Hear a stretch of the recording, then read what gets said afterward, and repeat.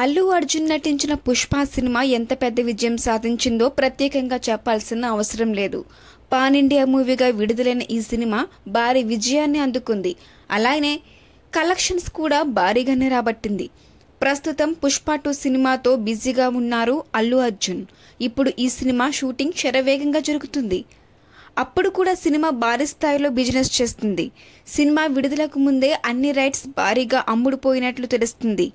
అలా విడుదలకు ముందే ఈ సినిమా 1000 కోట్ల రూపాయల బిజినెస్ చేస్తుందని తెలుస్తుంది. పుష్ప సినిమాకు 3వ భాగం కూడా రానుందని తెలుస్తుంది.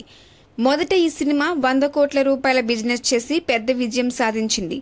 టికెట్ ధరలు కూడా పెరిగాయి. 2023లో షారుఖ్ ఖాన్ నటించిన 2 సినిమాలు విడుదలై 1000 కోట్ల రూపాయలు వసూలు చేశాయి.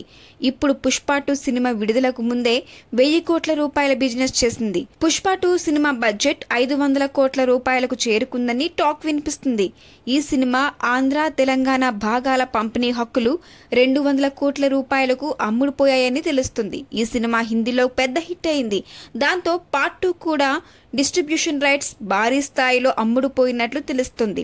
దీనికి తోడు TV rights, OTT rights, song rights కూడా భారీ స్థాయిలో అమ్ముడుపోవడంతో సినిమా బిజినెస్ 1000 కోట్ల రూపాయలను దాటేసిందని తెలుస్తుంది.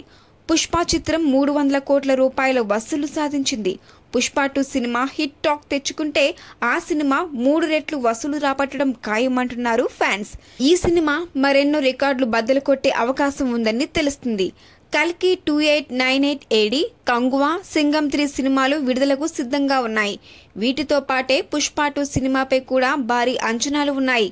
పుష్ప 2 చిత్రానికి సుకుమార్ దర్శకత్వం వహిస్తున్నారు.